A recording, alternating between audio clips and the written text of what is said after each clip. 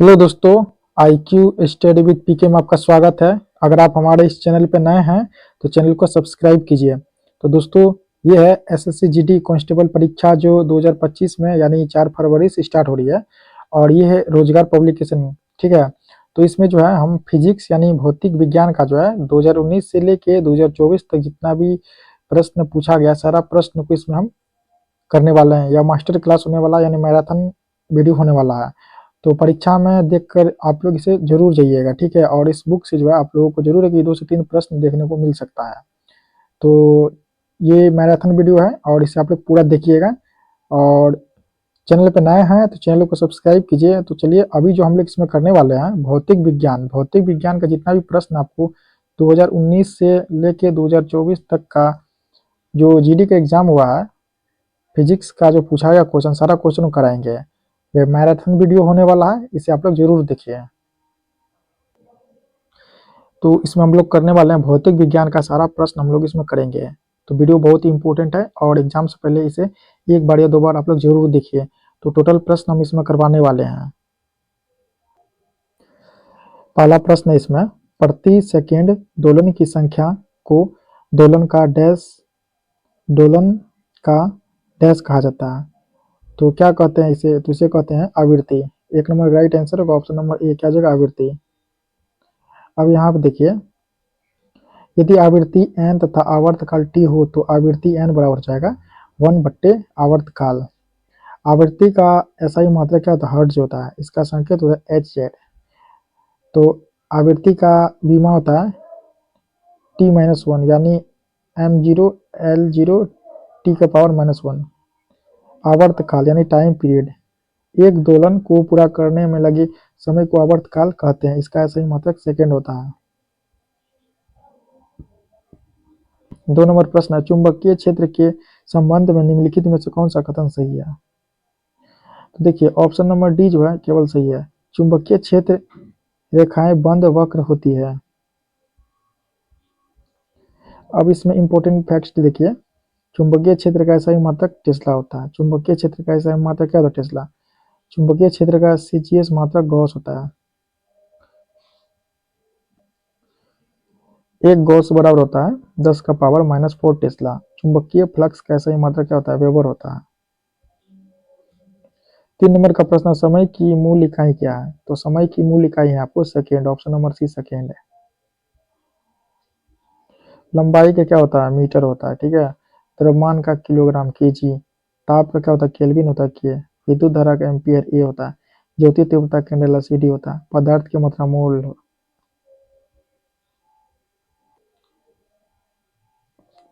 Next 4 number का प्रश्न, निम्नलिखित में से वेग का SI मात्रक क्या है? तो वेग का SI मात्रक क्या होता है? इसका होता है मीटर प्रति second, option number B.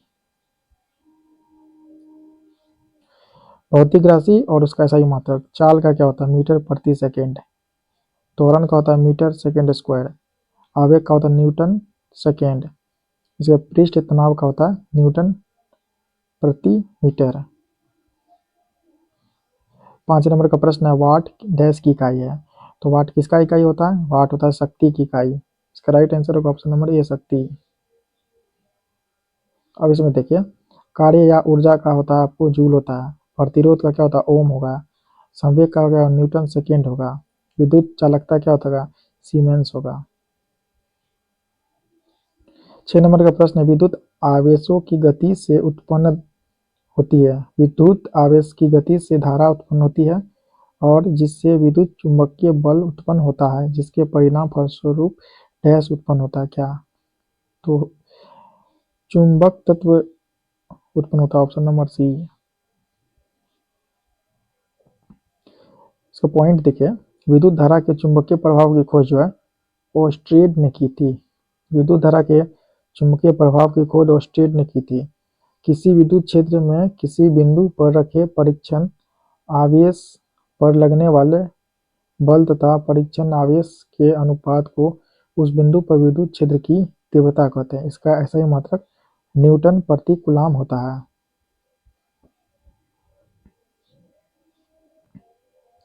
7 number का प्रश्न है, जब कोई वस्तु एक वृत्ताकार पथ पर त्वरित होती है तो डैश के कारण वस्तु उस वृत्ताकार पथ में गतिशील होती है, किसके कारण? ये होती है अभिकेंद्र बल के कारण जो गतिशील होती है। ऑप्शन नंबर सी अभिकेंद्र बल।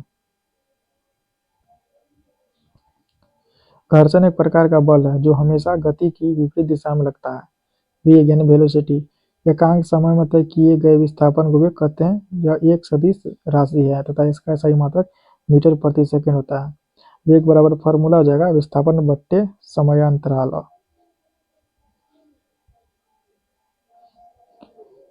8 नंबर प्रश्न, सापेक्षता के सिद्धांत के साथ डैश ने भौतिकी के परिदृश्य को बदल दिया। इस सिद्धांत ने क्वांटम यांत्रिकी के सिद्धांत को डिजाइन करने में प्रमुख योगदान दिए। इसका राइट आंसर होगा option number D Albert Einstein. Albert Einstein ने प्रकाश विद्युत प्रभाव की भी व्याख्या की थी। प्रकाश के फोटोन सिद्धांत के अनुसार प्रकाश ऊर्जा के छोटे छोटे बंडलों के रूप में गति करता है जिन्हें हम फोटोन कहते हैं। 9 नंबर का प्रश्न, न्यूटन के किस नियम के अनुसार प्रकृति में प्रत्येक क्रिया बल के लिए एक समान और विपरीत प्रतिक्रिया होती है? ये होगा आपको तीसरा नियम, ऑप्शन नंबर डी। पहला नियम क्या कह रहा है देखिए, न्यूटन का प्रथम नियम, यदि कोई वस्तु विराम अवस्था में है तो विराम अवस्था में ही रहेगी। यदि वह एक समान चाल से सीधी रेखा में चल रही है तो उस दिशा में गतिमान रहेगी जब तक कोई बाह्य बल न लगे। गति के प्रथम नियम को हम जड़त्व का नियम भी कहते हैं। दूसरा नियम इसमें न्यूटन का द्वितीय नियम, किसी वस्तु पर आवेशित बल उस वस्तु में उत्पन्न संवेग में परिवर्तन की दर के समानुपाती होता है। तो एफ डायरेक्टली प्रोपोर्शनल क्या होगा, एम ए। 10 नंबर प्रश्न, निम्नलिखित में से किस उपकरण का उपयोग वाहन द्वारा तय की गई दूरी को मापने के लिए किया जाता है? तो ये जो किया जाएगा आपको odometer, option number D odometer.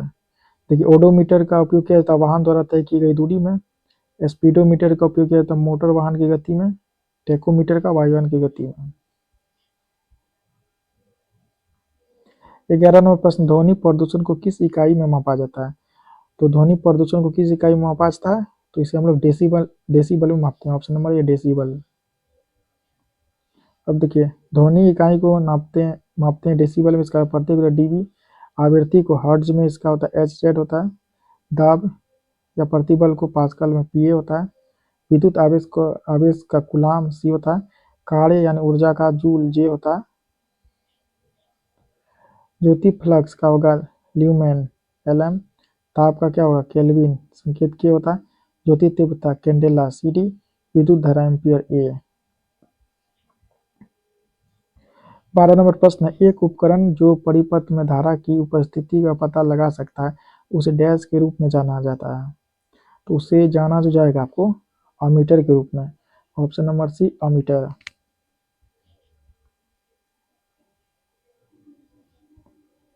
Ammeter का उपयोग होता है विद्युत धारा को मापने में। हाइग्रोमीटर का उपयोग होता है वायुमंडलीय आर्द्रता को मापने में। 13 नंबर प्रश्न, ध्वनि तरंग जिनकी आवृत्ति डैश हर्ट्ज से कम होती है उन्हें अपश्रव्य तरंग कहते हैं। तो 20 हर्ट्ज से कम वाले को। तरंग के प्रकार देखिए, अपश्रव्य तरंग यानी 20 हर्ट्ज से कम, ठीक है। श्रव्य 20 हर्ट्ज से अधिक और 20,000 हर्ट्ज के बीच। पराश्रव्य जो 20,000 हर्ट्ज से अधिक का होता है। 14 नंबर प्रश्न, निम्नलिखित में से किस उपकरण का उपयोग हवा या गैस की आर्द्रता को मापने के लिए किया जाता है? तो यह आपको उपकरण है आर्द्रता मापी, ऑप्शन नंबर डी। हाइड्रोमीटर द्रवों का अपेक्षित घनत्व मापा जाता है। बैरोमीटर से वायुमंडलीय दाब मापा जाता है। 15 नंबर प्रश्न, परिपथ में विद्युत धारा को डैश द्वारा मापा जाता है? तो अमीटर द्वारा, ऑप्शन नंबर बी अमीटर। देखिए वोल्ट मीटर का दो बिंदुओं के बीच आवेश भिन्नता मापने में। फाइडोमीटर का समुद्र की गहराई मापने में। अल्टीमीटर का विमानों की ऊंचाई मापने में। 16 नंबर का प्रश्न है, विद्युत विभवांतर का सही मात्रक क्या होता है? विद्युत विभवांतर का सही मात्रक क्या होता है? तो वोल्ट होता है, ऑप्शन नंबर सी वोल्ट। शक्ति का होगा आपको जूल प्रति सेकंड या वाट। वेग का होगा मीटर प्रति सेकंड। चालकता क्या हो जाएगा ओम का पावर -1 या महो। प्लांक नियतांक का जूल प्रति सेकेंड, जूल सेकेंड होगा। 17 नंबर का प्रश्न है, भूकंप के दौरान कंपन को मापने के लिए किस यंत्र का उपयोग किया जाता है? भूकंप के दौरान कंपन को मापने के लिए किस यंत्र का उपयोग किया जाता है? ये किया जाता है आपको सिस्मोग्राफ का, option number C seismograph. Seismograph का उपयोग किया जाता है आपको भूकंप की तीव्रता मापने में। मैनोमीटर गैसों का दाब मापने में। एनीमोमीटर का वायु की गति मापने में। इलेक्ट्रोमीटर का दूध की शुद्धता को मापने में। 18 नंबर प्रश्न है, निम्नलिखित में से कौन सा अंतर्जनित बलों का एक उदाहरण है? यह है आपको ऑप्शन नंबर सी पर्वतों का निर्माण। अंतर्जनित बल वह बल है जो पृथ्वी के आंतरिक भाग में घटित होता है, जैसे पर्वतों के निर्माण में, ज्वालामुखी आदि में। 19 नंबर प्रश्न है, निम्नलिखित में से कौन सा भौतिक मात्रा और माप की इकाई की गलत जोड़ी है? तो देखिए ऑप्शन नंबर सी दाब न्यूटन। ऊर्जा का क्या हो जाएगा? ऊर्जा का हो जाएगा जूल हो जाएगा। आवृत्ति का क्या हो जाएगा? हर्ट्ज हो जाएगा। शक्ति का वाट हो जाएगा। आयतन का क्या हो जाएगा? Metre cube. 20 नंबर प्रश्न, निम्नलिखित में से किस नियम के अनुसार विद्युत धारा द्वारा उत्पन्न ऊष्मा चालक के प्रतिरोध धारा के वर्ग और इसके प्रवाहित होने के समय के समानुपाती होता है? ये होगा जूल के नियम, ऑप्शन नंबर ए जूल के नियम। यह क्वेश्चन 23 जनवरी 2023 को शिफ्ट 4 में पूछा गया है। जूल के नियम का गणितीय सूत्र है H बराबर आई स्क्वायर आर टी। H बराबर उत्पन्न ऊष्मा, या I बराबर चालक के बहने वाली धारा, R बराबर विद्युत प्रतिरोध, T बराबर समय होता है। हुक का नियम, प्रत्यास्थता की सीमा के अंतर्गत किसी वस्तु में उत्पन्न विकृति उस पर आरोपित प्रतिबल के अनुक्रमानुपाती होता है। E बराबर हो जाएगा फॉर्मूला प्रतिबल बट्टे विकृति। E बराबर प्रत्यास्थता गुणांक। SI मात्रा क्या होगा? SI मात्रा होगा न्यूटन प्रति मीटर स्क्वायर यानी पास्कल। 21 नंबर प्रश्न, गति का कौन सा नियम कहता है कि जब एक पदार्थ दूसरे पदार्थ पर जोर लगाता है तो दूसरा पदार्थ तुरंत पहले पर वापस बल लगाता है? इसका राइट आंसर होगा न्यूटन गति का तीसरा नियम, ऑप्शन नंबर डी। न्यूटन गति के तीसरे नियम का उदाहरण, पहला बंदूक से गोली छोड़ते समय पीछे की ओर झटका लगना। दूसरा है नाव खेने के लिए बांस से जमीन को दबाना। तीसरा है कुएं से पानी खींचते समय रस्सी टूट जाने पर व्यक्ति का पीछे की ओर गिर जाना। स्टीफन का नियम। स्टीफन का नियम, किसी वस्तु के एकांक क्षेत्रफल पर उत्सर्जित विकिरण ऊर्जा की दर ई वस्तु के परमताप टी के चतुर्थ घात के समानुपाती होता है। यहाँ क्या ई डायरेक्टली प्रोपोर्शनल टी का पावर 4 या ई बराबर लेमडा गुना टी का पावर 4। ई बराबर हो जाएगा कृष्णिका की उत्सर्जित शक्ति टी बराबर परमताप। 22 नंबर प्रश्न, निम्नलिखित में से कौन सा ध्वनि तरंगों का एक अभिलक्षण नहीं है? तो ऑप्शन नंबर सी क्या हो जाएगा विद्युत चुंबकीय। 23 नंबर का प्रश्न, निम्नलिखित में से किस तरल का पृष्ठ तनाव सबसे अधिक होता है? तो डी, ऑप्शन नंबर डी क्या हो जाएगा जल का। पृष्ठ तनाव क्या होता है? किसी द्रव का स्वतंत्र पृष्ठ सदैव तनाव की स्थिति में रहता है। इसमें न्यूनतम क्षेत्रफल या आकार प्राप्त करने की प्रवृत्ति होती है। पृष्ठ तनाव बराबर हो जाएगा बल प्रति लंबाई। इसका सही मात्रक न्यूटन प्रति मीटर होता है। 24वां प्रश्न है, सीसॉ भौतिकी के किस सिद्धांत का उदाहरण है? तो यह है आपको बल का, ऑप्शन नंबर ए बल का। यदि कोई वस्तु एक केंद्र बिंदु पर संतुलित होती है तो प्रत्येक तरफ मोड़ने वाला बल दूसरी तरफ के बल के बराबर होता है। 25 नंबर प्रश्न है, औद्योगिक संस्थाओं में भार उठाने के लिए जिस हाइड्रोलिक जैक का उपयोग किया जाता है वह भौतिक के किस नियम पर आधारित है? यह क्वेश्चन जो है 2 मार्च 2019 के शिफ्ट फर्स्ट में पूछा गया है। यह है आपको पास्कल के नियम का, ऑप्शन नंबर सी पास्कल का नियम पे। 26 नंबर प्रश्न है, पारंपरिक तापदीप्त बल्ब में फिलामेंट किस धातु का बना होता है? ये बना होगा टंगस्टन का, option number C tungsten. 27 number का प्रश्न, उस उपकरण का नाम बताइए जो चालक में संभावित अंतर बनाए रखने में मदद करता है। Battery, option number D battery. 28 number का प्रश्न है, वेबर किसकी इकाई है? तो वेबर जो इकाई है आपको चुंबकीय प्रवाह का, ऑप्शन नंबर डी चुंबकीय प्रवाह। देखिए, एक वेबर बराबर होता है न्यूटन मीटर प्रति एम्पियर, या एक टेस्ला बराबर होता है 1 वेबर बट्टे मीटर स्क्वायर। 29 नंबर का प्रश्न, निम्न में से कौन सा गति का एक ही सही समीकरण है? तो ऑप्शन नंबर बी जो है 2s बराबर 2ut plus at square. 30 number का प्रश्न है, m द्रव्यमान और r त्रिज्या वाले एक ठोस गोले का इसके केंद्र से गुजरने वाले अक्ष पर जड़त्वाघूर्ण कितना होगा? यह होगा आपको 2mr स्क्वायर बट्टे 5, ऑप्शन नंबर बी।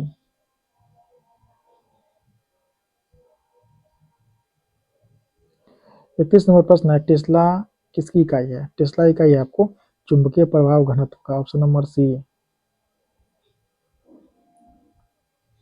32 नंबर प्रश्न, उस इकाई का नाम बताइए जिसमें ईंधन का ऊष्मीय यानी कैलोरीफिक मान व्यक्त किया जाता है। यह किया जाएगा आपको किलो जूल प्रति kilogram, option number A. 33 number प्रश्न है, सीमेंस किसकी इकाई है? चुंबकीय प्रभाव का, ऑप्शन नंबर सी।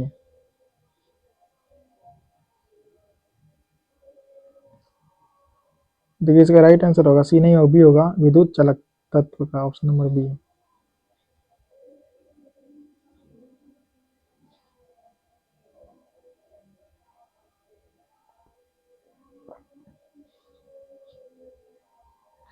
34 नंबर का प्रश्न है, सूरज की रोशनी के स्पेक्ट्रम को प्राप्त करने के लिए प्रिज्म का उपयोग करने वाला पहला व्यक्ति कौन था?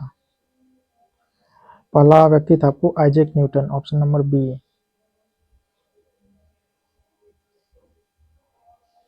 35 नंबर प्रश्न, चुंबकीय क्षेत्र रेखाएं खींचने के लिए किस उपकरण का उपयोग किया जाता है? यह किया जाता है कंपास का, option number D compass.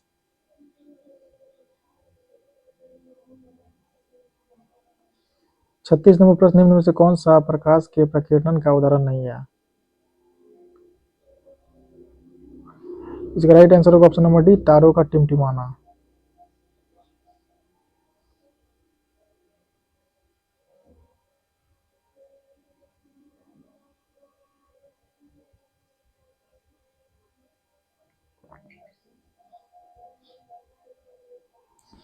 37 number का प्रश्न है, सौर सेल किस प्रकार कार्य करता है?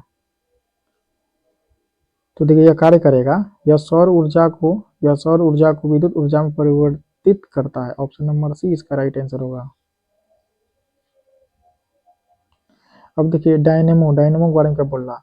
डायनेमो जो है आपको यांत्रिक ऊर्जा को विद्युत ऊर्जा में परिवर्तित करता है, इसका विद्युत मोटर। यह विद्युत ऊर्जा को यांत्रिक ऊर्जा में, विद्युत सेल रासायनिक ऊर्जा को विद्युत ऊर्जा में। 38 नंबर का प्रश्न है, हम हम विद्युत चालक में विद्युत धारा की तुलना डैश से कर सकते हैं? करेंगे नदी के जल धारा से, ऑप्शन नंबर बी।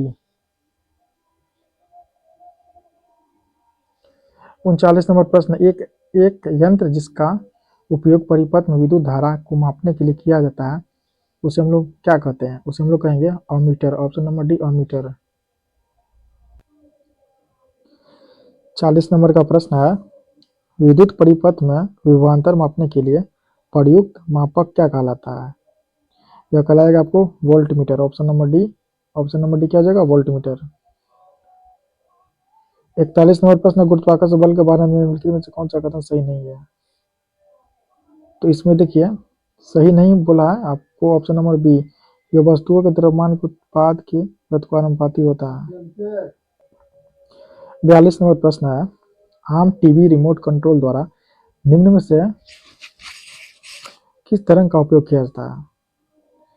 तो इसमें तरंग होगा आपको इंफ्रारेड तरंग, ऑप्शन नंबर बी इंफ्रारेड तरंग। और 43 नंबर प्रश्न है, इनमें से हवा की नमी को किससे मापा जाता है? तो मापा जाता है आपको हाइग्रोमीटर से, ऑप्शन नंबर डी क्या हो जाएगा हाइग्रोमीटर।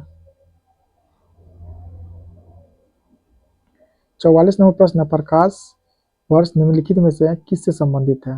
या दूरी से संबंधित है, ऑप्शन नंबर बी क्या हो जाएगा दूरी।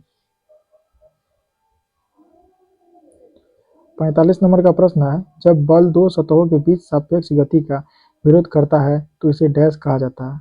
इसे कहा जाएगा आपको घर्षण, ऑप्शन नंबर डी घर्षण।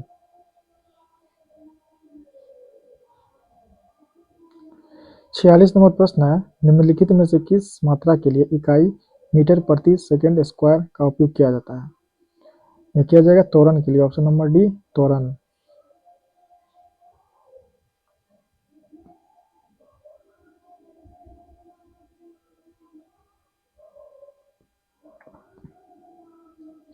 47 नंबर प्रश्न है, एलईडी शब्द का पूर्ण रूप क्या है जिसके आविष्कार के लिए आविष्कारकों को 2014 में नोबेल पुरस्कार मिला? इसका होगा light emitting diode, option number C. 48 number प्रश्न है, कोई वस्तु अपनी विरामावस्था या गतिमान अवस्था में होने वाले परिवर्तन का विरोध करती है, उनकी यह स्वाभाविक प्रवृत्ति डैश कहलाती है? यह कहलाएगी जड़त्व, ऑप्शन नंबर ए जड़त्व कहलाएगी। 49 नंबर प्रश्न, डैश दो टर्मिनल वाला एक निष्क्रिय वैद्युत घटक है जो परिपथ में विद्युत प्रतिरोध उत्पन्न करता है? क्या होगा? तो प्रतिरोध, ऑप्शन नंबर ए प्रतिरोध। 50 नंबर प्रश्न है, जेट इंजन किस सिद्धांत पर कार्य करता है? जेट इंजन किस सिद्धांत पर कार्य करता है या करेगा? रैखिक संवेग के संरक्षण के सिद्धांत पर, ऑप्शन नंबर बी। 51 नंबर प्रश्न है, निम्न में से कौन सा नियम यह कहता है कि दो वस्तुओं के बीच लगने वाला बल उनके द्रव्यमान के गुणनफल के समानुपाती होता है? तो यह होगा आपको गुरुत्वाकर्षण का नियम, ऑप्शन नंबर बी गुरुत्वाकर्षण का नियम। 52 नंबर प्रश्न है, निम्नलिखित में से कौन सा युग्म ऊर्जा की इकाई दर्शाता है? ये दर्शाएगा कैलोरी और joule, option number D calorie और जूल। 53 नंबर प्रश्न है, निम्नलिखित में से कौन सी वस्तु केवल परावर्तित प्रकाश के कारण दिखाई देती है? या चांद दिखाई देगी, ऑप्शन नंबर सी चांद। चंद्रमा अपना प्रकाश उत्पन्न नहीं करता है तथा यह सूर्य के परावर्तित प्रकाश द्वारा चमकता है। तारों का टिमटिमाना वायुमंडलीय अपवर्तन के कारण होता है। 54 नंबर प्रश्न है, लेंस की क्षमता यानी पावर की एसआई मात्रक को निम्न में से किस अक्षर के द्वारा निरूपित किया जाता है? इसे किया जाता है डी, डी मतलब डायोप्टर होता है। लेंस की क्षमता, किसी लेंस की फोकस दूरी के व्युत्क्रम को लेंस की क्षमता कहते हैं। फोकस दूरी के लेंस की क्षमता, तो P बराबर हो जाएगा 1/f। लेंस की क्षमता का ऐसा ही मात्रा डायोप्टर होता है जिसको हम लोग D से संकेत करते हैं। 55 नंबर प्रश्न, निम्नलिखित में से किसने इंडक्शन मोटर का आविष्कार किया? ये किया था आपको Nikola Tesla, option number D. अब इसमें देखिए प्रमुख उपकरण और आविष्कार, लाउड स्पीकर का आविष्कार किया था होरेस शॉर्ट ने। डीसी मोटर का जेनोबे ग्रामे। एसी मोटर का निकोला टेस्ला। डायनेमो का माइकल फैराडे। ट्रांजिस्टर का जॉन बार्डिन वाल्टर पेटन तथा विलियम शाक्ले। तो दोस्तों ये फिजिक्स का सारा जो है क्वेश्चन हम करवा दिए हैं, जो 2019 से 2024 तक पूछा गया था। इसे आप लोग देखिए, मैराथन वीडियो था। चैनल पे नए हैं तो चैनल को सब्सक्राइब कीजिए।